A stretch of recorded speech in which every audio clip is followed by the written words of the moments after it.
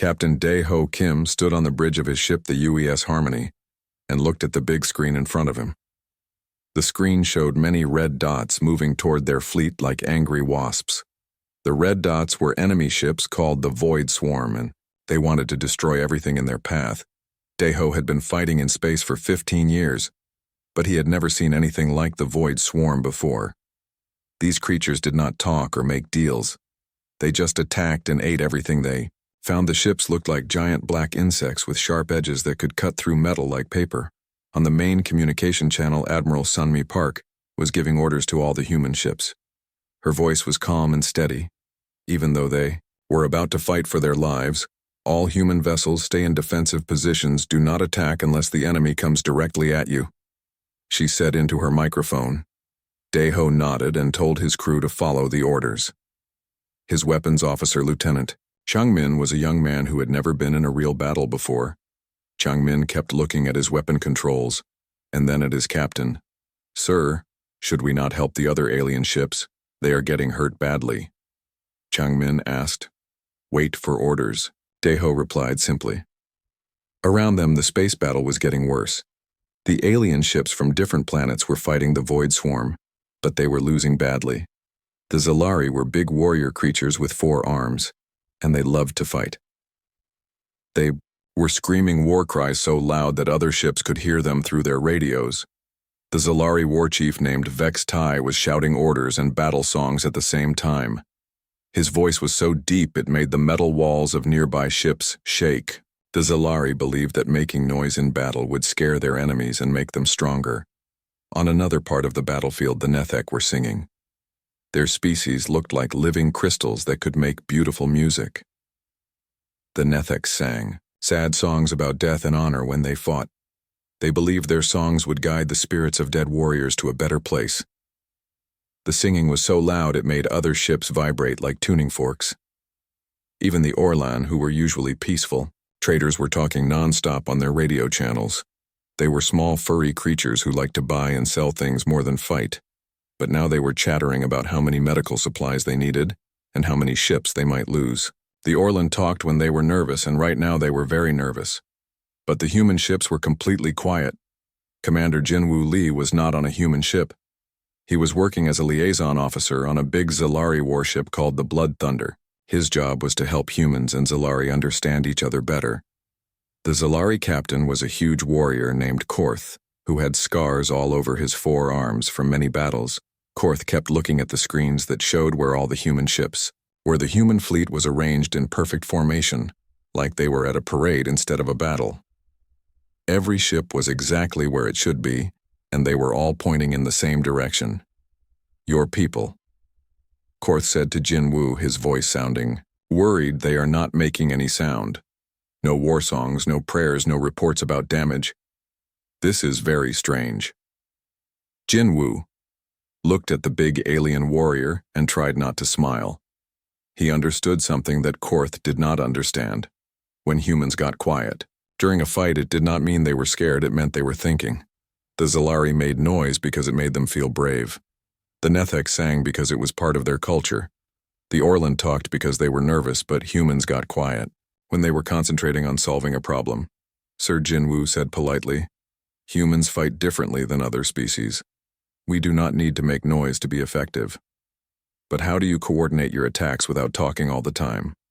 Korth asked, his 4 hands waving in the air. "We Zalari must shout orders constantly or our warriors become confused. We have other ways." Jinwoo replied. On the human ships, the crews were indeed working, but they were working in silence. Captain Dae-ho walked around his bridge and watched his officers do their jobs. His navigation officer, Lieutenant So-young, was calculating the best escape routes in case they needed to retreat quickly. His sensor officer, Ensign Kyung-ho, was studying the enemy movement patterns and looking for weaknesses. The weapons officer, Chung-min, was no longer asking questions. He was focused on his targeting systems and running practice drills to make sure everything worked perfectly. The engineering officer down in the engine room was checking all the ship systems and making sure they had maximum power available. None of them were talking because they did not need to talk. They had trained together for years, and they knew what to do. Each person had a specific job, and they trusted each other to do those jobs correctly. Admiral Park on the flagship UES Defiance was doing something that would have surprised the alien commanders if they knew about it. She was not giving orders to attack or retreat. Instead, she was studying the battle like it was a puzzle that needed to be solved. Her tactical officer, Commander Woo-sung Kim, was working at a computer that showed the positions of every ship in the battle.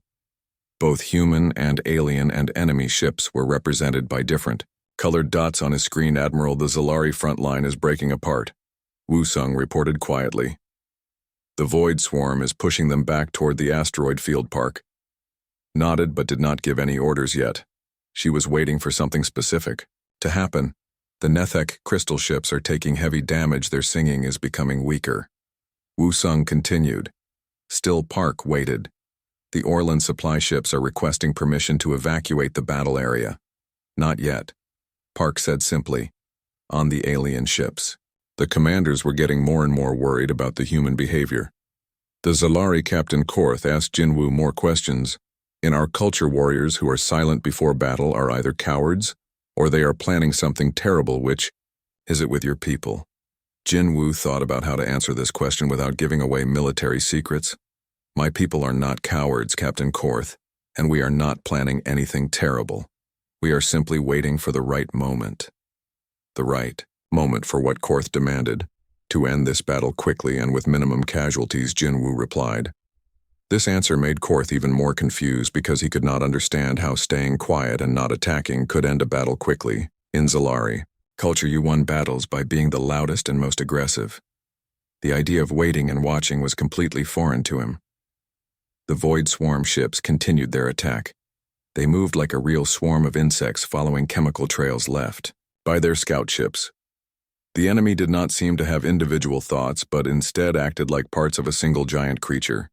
The human ships maintained their perfect formation and continued to say nothing on the radio channels. Their silence was becoming more noticeable as the battle got worse and the alien ships got more desperate. Dr. Hee-jin Cho was watching the battle from a safe distance on a research ship. She was a scientist who studied how different alien species behaved in war. Her job was to understand why each species fought the way they did.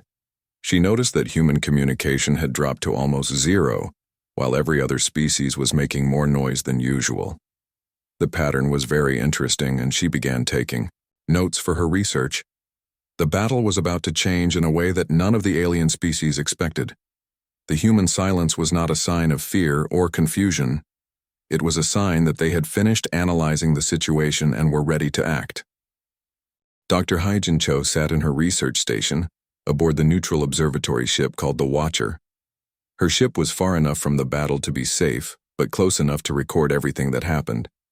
She had been studying alien behavior in warfare for 20 years, and she had never seen anything like what the humans were doing. Her assistant was a young Viridian named Quilp, who looked like a purple octopus with 6 tentacles instead of 8. Quilp was very good at monitoring radio communications, and right now his tentacles were moving nervously over his control panels. Doctor, the human ships have stopped all non-essential communications, Quilp reported in his high-pitched voice.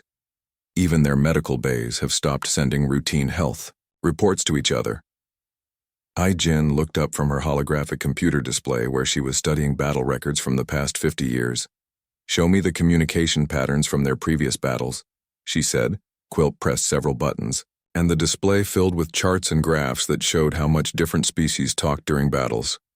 The Zalari had red lines that went very high, showing they talked constantly. The Nethek had blue lines that showed their musical communications. The Orlan had green lines that showed they chattered non-stop when nervous. But the human lines were very different. At the beginning of each battle, the yellow lines showed normal communication levels. The humans would talk to each other, coordinate their positions, and report on their ship status. But then something strange happened. In every single battle, the yellow lines would suddenly drop to almost zero. This is very unusual, Hee-jin muttered as she studied the patterns. Show me what happened. After the communication stopped, Quilp changed the display to show battle outcomes. After each period of human silence, the battles would end very quickly, and the humans would win with very few casualties. It was like they had found a secret weapon that only worked when they stopped talking. Meanwhile, on the human heavy cruiser, indomitable Captain Bomsu-Yu was doing exactly what Dr. Hai-Jin suspected he was hunting, but not for enemy ships. He was hunting for patterns and weaknesses in how the enemy moved. His tactical officer, Lieutenant Sora Jung, was a brilliant young woman who could see patterns that other people missed. She had been studying the Void Swarm ships for the past hour and had discovered something important. Captain, I think I understand how they coordinate their attacks, Sora said quietly. The Void Swarm ships follow chemical trails left by their scout vessels. If we can disrupt those trails at the right locations, we can make their entire formation collapse. Bomsu nodded. This was exactly the kind of thinking that made humans dangerous in battle. While other species focused on destroying enemy ships one at a time, humans looked for ways to defeat entire enemy fleets with minimum effort. Show me the pattern, he said. Sora put her findings on the main tactical display. The Void Swarm moved like real insects following invisible chemical highways through space. The scout ships would leave these chemical markers and the larger ships would follow them in predictable patterns. If we can place disruption charges at these 7 locations, Sora pointed to spots on the display, and detonate them in the correct sequence, the entire swarm will lose coordination. They will become confused and start attacking each other instead of us. This kind of plan required perfect timing from multiple ships. It was like conducting an orchestra where every musician had to play their part at exactly the right moment. There was no room for discussion or debate during the execution. Everyone had to know their role perfectly. Bomsu made his decision. Signal all ships, pattern Delta 7, mark on my command. The message went out in compressed data bursts that lasted only a few seconds. The data was encrypted and compressed so tightly that alien computers could not decode it fast enough to understand what it meant. But every human ship received the message and immediately began preparing for their specific role in the plan. On the bridge of the UES Defiance, Admiral Sunmi Park was watching her tactical display like a chess master studying the board. 47 human ships were positioned around the battlefield in what looked like a random pattern to outside observers. But Park knew better. Each ship was exactly where it needed to be for the plan to work. Her communications officer, Lieutenant Tai Min-hun, was a nervous young man who had been promoted quickly because of his skill with computer systems. He kept looking at his communication panels, where normally there would be constant chatter between ships. Admiral, the alien fleets are requesting immediate support, Taiman reported. The Zalari second battle line is collapsing, and they need our heavy cruisers to help them. Maintain position, Park replied without taking her eyes off the tactical display. This order confused Taiman because it seemed wrong to let their allies get hurt when they could help. But he had learned to trust Admiral Park even when he did not understand her decisions on the alien ships. Panic was starting to spread, but not because of the enemy they were fighting. The panic was because of how the humans were acting. The silence from the human fleet was making everyone nervous. The Zalari were warriors who had fought in hundreds of battles, but they had never seen allies who stayed quiet during combat. War was supposed to be loud and emotional and full of brave speeches. The human behavior was completely unnatural to them. Commander Yujin Kang was stationed on a Nethek crystal ship as part of a cultural exchange program. The Nethek were beautiful creatures made of living crystal, who communicated through musical tones. Right now, they were all singing worried songs about their human allies. Why do your people not sing the battle songs? They asked Yujin in their musical language. How can warriors fight without expressing their courage through song? Yujin tried to explain that humans expressed courage through actions, not sounds, but the concept was difficult for the Nethek to understand. Their entire culture was based on making beautiful music, and the idea of intentional silence seemed wrong to them. Your people are like instruments that have stopped playing. One Nethek said sadly. Are they broken? They are not broken, Yujin replied. They are tuning themselves for a perfect performance back on the human ships. The crews were indeed tuning themselves like instruments. Each person was checking their equipment, running final system tests, and making sure they understood their exact role in the coming plan. The weapons officers were calculating firing solutions. The navigation officers were plotting precise movement courses. The engineering officers were preparing their ships for maximum performance. The medical officers were getting ready to treat casualties, but none of them were talking because talking was not necessary. They had trained for scenarios like this hundreds of times. Each person knew what to do and when to do it. The silence was not empty. It was full of preparation. Admiral Park finally spoke to her tactical officer, Commander Woo-Sung Kim, who had been monitoring the battle progression. All pieces in position, Admiral Woo-Sung reported quietly.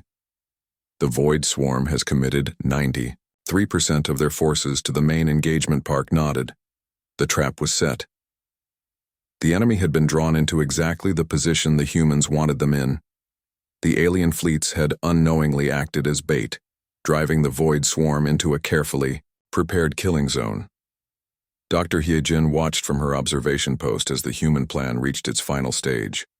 She could see now that what looked like 47 separate ships was actually a single coordinated weapon system. Each vessel was like a part of a giant machine. And the machine was about to activate. The alien species had been fighting with courage and honor, but they had been fighting as individuals. The humans had been waiting and watching and calculating, and now they were ready to fight as a single unified force. The silence was about to break, but when it did, it would not be with words, it would be with action. Admiral Sunmi Park stood perfectly still on the bridge of the UES Defiance. Her hands were behind her back, and her eyes were focused on the tactical display that showed the entire battle. The display looked like a three-dimensional map, with colored dots representing every ship in the fight. Red dots were the Void Swarm enemy ships that moved like hungry insects. Blue dots were the Zalari warships that were fighting bravely but losing ground. Purple dots were the Crystal Nethek vessels that sang their death songs. Green dots were the Orlan supply ships that were trying to stay away from the fighting, and yellow dots were the human ships. 47 vessels, from massive dreadnoughts that could destroy planets to small, fast frigates that could dodge between asteroids.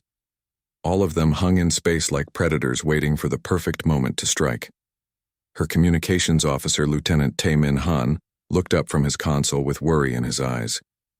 Admiral, the Zalari are requesting immediate support. Their second battle line is collapsing and they are asking for our heavy cruisers to help them right now. Park did not move her eyes from the tactical display. Maintain position, she said in a voice so calm it could have been discussing. The weather Taemin wanted to argue, because it seemed wrong to let their allies suffer when they could help. But he had learned that Admiral Park always had reasons for her orders, even when those reasons were not obvious. He went back to monitoring the communication channels on the alien ships. The panic was getting worse, but it was not panic about the enemy. The aliens were becoming afraid of their own allies. The human silence was so unnatural that it made everyone nervous. War was supposed to be emotional and loud and full of brave speeches. Warriors were supposed to shout challenges at their enemies and sing songs about glory and death. The idea of fighting in complete silence was terrifying to species that had never seen it before. Commander Eugene Kang was still on the Nethek crystal ship trying to answer their musical questions about human behavior. The Nethek were becoming more and more agitated as they watched the human fleet remain motionless. Your ships are like silent stones, floating in space, one of the Nethek sang in a worried tone. How can stones fight living enemies? How can silence defeat noise? Eugene tried to think of a way to explain human tactics that would make sense to beings made of living crystal.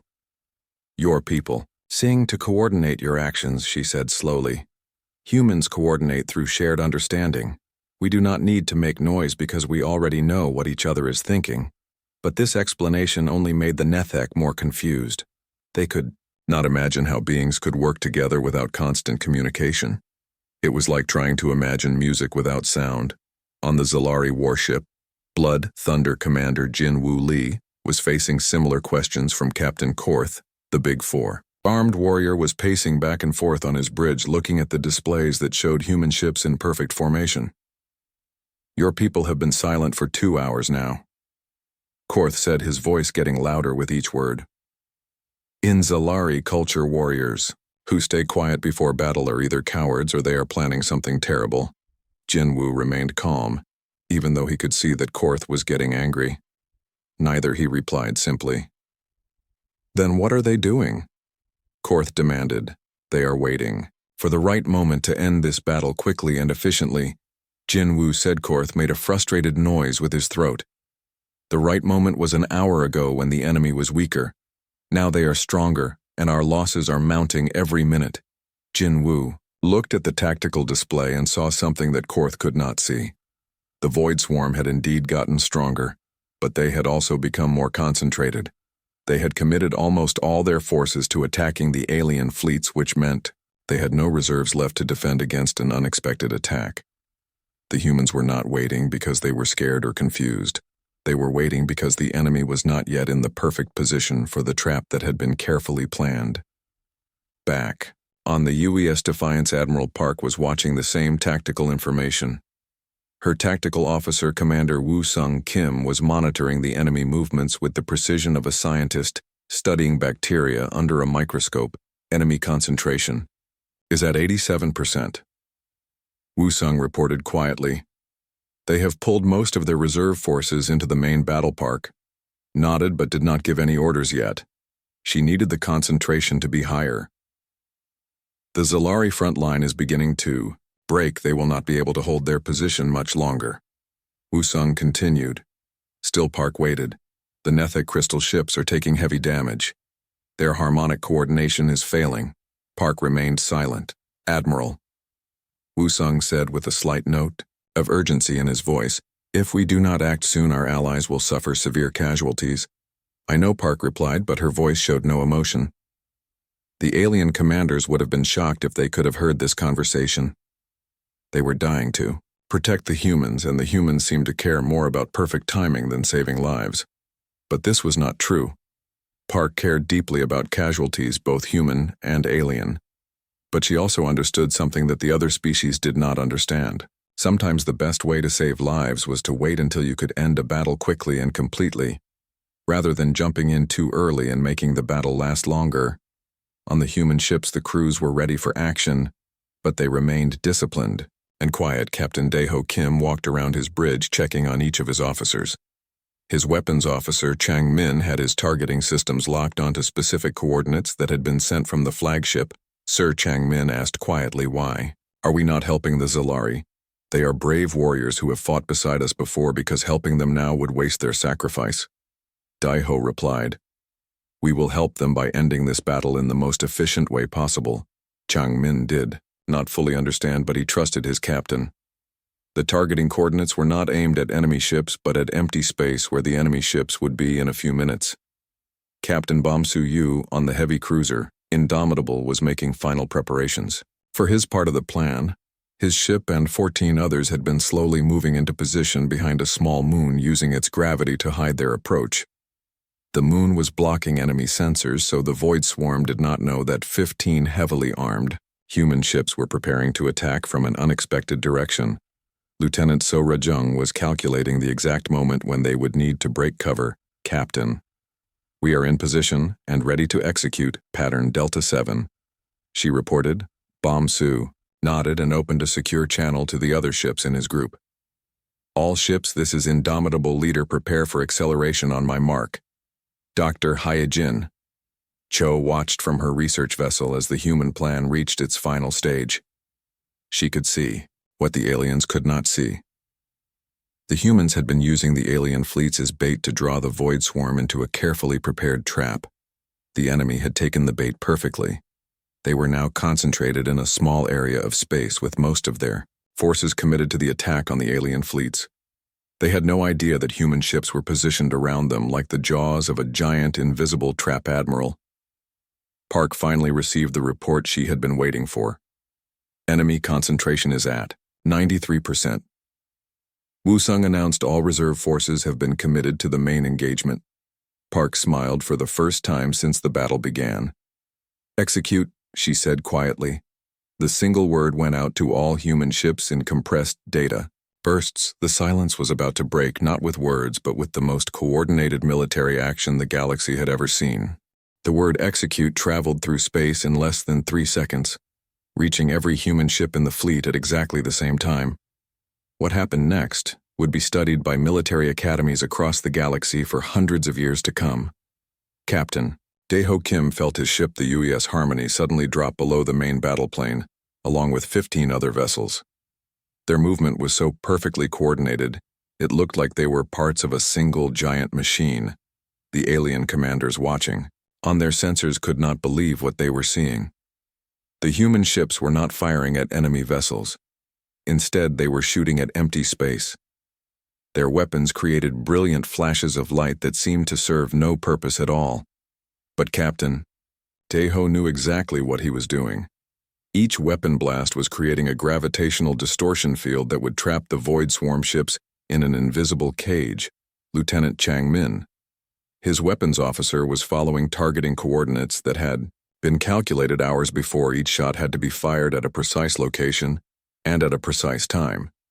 If even one shot was fired too early or too late, the entire plan would fail. "Sir, the gravitational net is forming perfectly," Chang Min reported as his weapons continued to fire at seemingly empty coordinates on the other side of the battlefield. Captain Bom Su-yu gave his own order to the 15 ships hiding behind the small moon. "Indomitable group, break cover and execute attack pattern 7. His heavy cruiser, along with 14 others, suddenly emerged from behind the moon like bullets shot from a giant gun. They had been using the moon's gravity to accelerate to incredible speeds, and now they were moving faster than most ships could even detect. The Void Swarm had no idea the attack was coming. Their sensors had been focused on the main battle where the alien fleets were fighting desperately. The enemy ships were arranged in a perfect formation for attacking the aliens, but it was the worst possible formation for defending against an attack from behind. Bom Su watched his tactical display as his ships punched through the Void Swarm rearguard like arrows through paper. The enemy ships were designed to fight in large coordinated groups, but they had never faced an attack that came from multiple directions at the same time. "Target the command ships first," Bom Su ordered his weapons officer. "Destroy their coordination, and the rest will become confused." Human ships maintained perfect silence even as explosions lit up the space around them. Each captain knew exactly what his role was and exactly when to execute it. There was no need for discussion or coordination because the coordination had been planned and practiced long before the battle began. On the Zalari warship Blood Thunder, Captain Korth watched in amazement as the human plan unfolded before his eyes. What had looked like 47 separate ships suddenly revealed itself to be a single coordinated weapon system. They planned this entire battle before it started, Korth whispered to Commander Jinwoo. The silence. They were not waiting to react to what we did. They were waiting for us to create the conditions they needed. Jinwoo nodded as he watched human ships move with mechanical precision. Each vessel knew its exact role in a plan that was more complex than anything the Zalari had ever attempted. "Look at how they move," Korth continued, his voice filled with something that might have been fear. "They do not fight like warriors.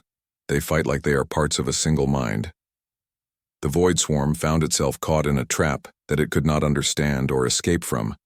The gravitational distortions created by Captain Taeho ships prevented them from retreating in any direction. The attack from Captain Bom Su ships had destroyed their command structure and left the individual ships confused and leaderless, but the human plan was not finished yet. Admiral Park on the UES Defiance gave her next order. Phase 2 execute. 20 more human ships suddenly appeared from different directions. They had been hiding in asteroid fields and behind debris from old battles. Each group attacked a specific part of the Void Swarm, formation with surgical precision. The enemy ships were like a giant spider web, and the humans were cutting the connecting threads one by one. Each cut weakened the entire structure until the web began to collapse on itself. Commander Eugene Kang watched from the Nethek crystal ship as the human ships moved like dancers in a perfectly choreographed performance. Each movement flowed into the next with no wasted motion or energy. "Your people," she said to herself, "they do not fight a battle. They solve a battle like it is a mathematical equation." The Nethek around her had stopped singing their death songs and were now singing songs of wonder and amazement. They had never seen warfare conducted with such precision and efficiency. Dr. Hye-jin Cho observed everything from her research vessel and took detailed notes for her report. The humans had turned what should have been a long, bloody battle into a surgical operation that lasted less than 20 minutes. The alien fleets had fought, with courage and honor, throwing themselves against the enemy with brave hearts and strong weapons. But the humans had fought with mathematics and patience, waiting until they could achieve maximum effect with minimum cost. The combination was devastating. For the Void Swarm, the enemy ships began to break apart not just physically but organizationally. Their hive mind, which had evolved for simple predatory behavior, could not adapt quickly enough to the multi-dimensional chess game the humans had. Initiated Phase 3. Execute, Admiral Park said quietly. The final part of the plan began as the remaining human ships moved into position to finish off the scattered enemy forces. The Void Swarm ships that had not been destroyed were now isolated and confused without their command structure to guide them. Captain Deho's ship stopped firing gravitational distortion charges and began targeting individual enemy vessels that were trying to escape. The trap was complete, and now it was time to eliminate the trapped enemies. The battle, which the alien commanders had expected to last for hours, was effectively over in less than 30 minutes. The Void Swarm that had seemed so dangerous and unstoppable was now nothing but scattered debris, floating in space. The human ships began to regroup and form up for the return journey. Their crews had executed one of the most complex military operations in galactic history, and they had done it with minimal casualties and maximum efficiency. But, perhaps most impressive of all, they had done it in almost complete silence. The alien fleets looked at their human allies with new understanding, and perhaps a little fear. They had always known humans were effective warriors, but now they realized humans were something much more dangerous than warriors. Humans were problem solvers, and they had just demonstrated that they could solve the problem of warfare itself. 3 weeks after the battle that would become known as the Silent Victory, the Galactic Council convened an emergency session on the neutral space station called Unity. The station was huge enough to hold representatives from all 47 member species, and today every seat was filled. Dr. Hyejin Cho stood at the center of the Great Chamber holding a datapad with her research findings. The chamber was designed like an ancient amphitheater with curved rows of seats rising up from the central speaking area. Each species had their own section with environmental controls suited to their biology. The peaceful Orlan delegates sat in their climate-controlled pods, chattering nervously among themselves as they always did when facing something. They did not understand the crystalline Nethek occupied a section where they could sing to each other in their musical language. The 4-armed Zalari warriors sat in heavy chairs designed to support their massive frames. Dr. Hyejin activated the holographic display system and began her presentation. The display showed charts and graphs and battle recordings that would change how every species in the galaxy thought about human warfare. Honored representatives, she began, her voice carrying clearly through the universal translation system. I have spent the past 3 weeks analyzing human combat behavior, and I must report findings that are both fascinating and disturbing. The chamber grew quiet as delegates leaned forward to hear her words. The human approach to warfare represents a fundamental shift in tactical thinking. She continued, when humans cease communication during active combat operations, they are not becoming less coordinated. They are becoming more coordinated than any species we have previously encountered. The holographic display showed the communication patterns from the recent battle. All species showed normal or increased chatter during combat, except for humans whose communication dropped to almost zero. Before their devastating attack, a delegate from the insectoid Vrick species raised one of his 6 arms. Dr. Cho, are you suggesting that human silence indicates superior tactical ability rather than fear or confusion? That is exactly what I am stating. As scientific fact, she replied, the data is conclusive. When humans go silent in battle, it means they have moved beyond reactive combat into predictive combat. They are no longer responding to enemy actions but controlling them. The chamber erupted in worried discussions as delegates spoke rapidly in their various languages. The concept was frightening to species that had evolved to fight with emotion and instinct rather than cold calculation. The elderly Orlan Trade Minister Pip Pip raised a furry paw nervously. Dr. Cho, does this mean humans are more dangerous when they appear to be doing nothing? Much more dangerous, she confirmed. When human military forces maintain radio silence during combat, it indicates they have identified the most efficient solution to the tactical problem. What follows is simply the implementation of that solution with mathematical precision. Admiral Sunmi Park, who had been invited to represent human military interests, stood up to address the council. She was wearing her formal dress uniform with all the medals she had earned during her long career. Her presence seemed to make the alien delegates uncomfortable. "The council should understand," she said in a calm, steady voice, "that humans view warfare as a problem to be solved, not an emotion to be expressed. Our silence indicates we have found the solution. What follows is simply the implementation of that solution." Her words were diplomatic, but there was something in her tone that made several alien species unconsciously move back in their seats. It was not a threat exactly, but it was a reminder of what humans were capable of when they decided to solve a problem. The Zalari war chief, Vex Tai, who had fought alongside humans in the recent battle, stood up on his forelegs. "Your species fights like machines," he said bluntly. "There is no honor in your silence, no courage in your calculations. How can warriors fight without passion?" Admiral Park looked at the large alien warrior with respect, but also with pity. "You mistake efficiency for lack of courage." "War chief," she replied, "the greatest courage is accepting responsibility for ending conflicts quickly and completely, rather than prolonging them for the sake of honor." Commander Jin Woo Lee, who had served as liaison officer during the battle, was also present. He had written a detailed report about alien reactions to human combat behavior. The psychological impact on our allies was significant. He reported to the council. When humans maintain tactical silence, allied forces become increasingly anxious and unpredictable. This could lead to friendly fire incidents or premature retreats. Dr. Hae-jin nodded and brought up more data on her display. "The evidence suggests that human tactical silence creates a fear response in other species, even among allies. This is because silence in combat goes against the evolutionary instincts of most sentient beings." The Nethek delegates sang a question in their musical language, which the translators converted to standard speech. "What should we do when humans become silent? Should we retreat? Should we attack? Should we wait?" That question led to hours of debate as representatives from different species argued about the proper response to human combat behavior. Some wanted to establish protocols for when humans could and could not go silent. Others wanted to require humans to maintain minimum communication levels during joint operations. But the humans themselves remained quiet during most of the debate, just as they had during the battle. This silence made the other delegates even more nervous because they could not tell what the humans were thinking or planning. Finally, after 8 hours of discussion, the council reached a decision.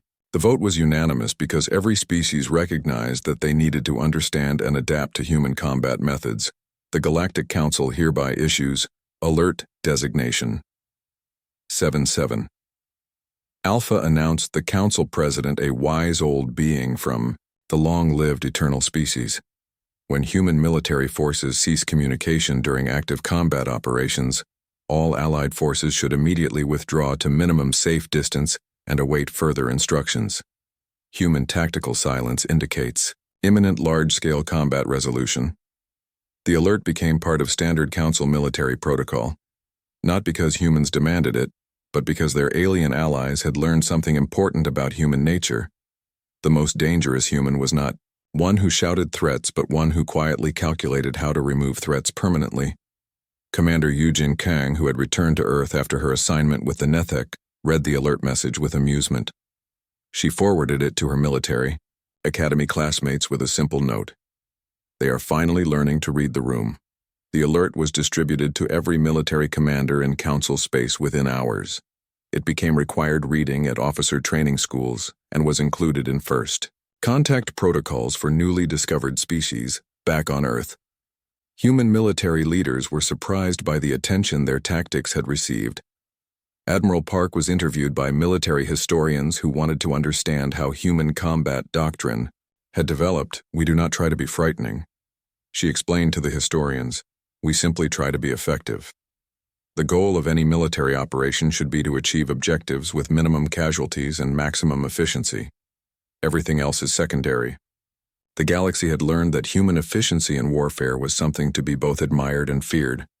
When humans went silent in battle, it meant the mathematics of violence had been solved, and the solution was about to be implemented with devastating precision.